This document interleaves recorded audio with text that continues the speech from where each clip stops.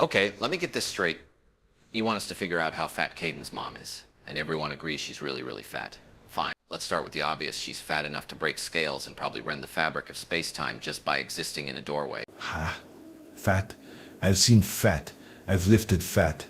But this, if she's bigger than anything we can handle, then she's not just fat.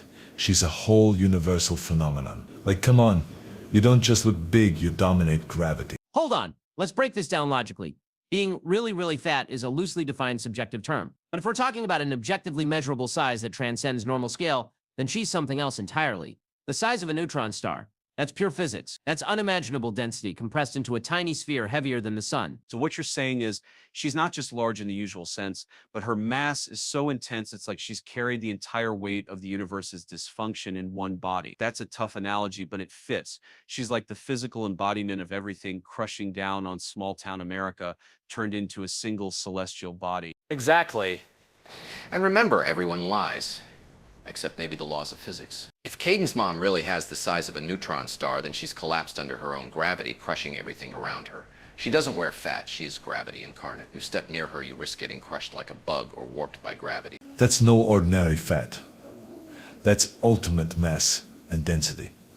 Forget bodybuilding. This is astrophysics. She's the final boss of fat. Compact, dense, and unstoppable.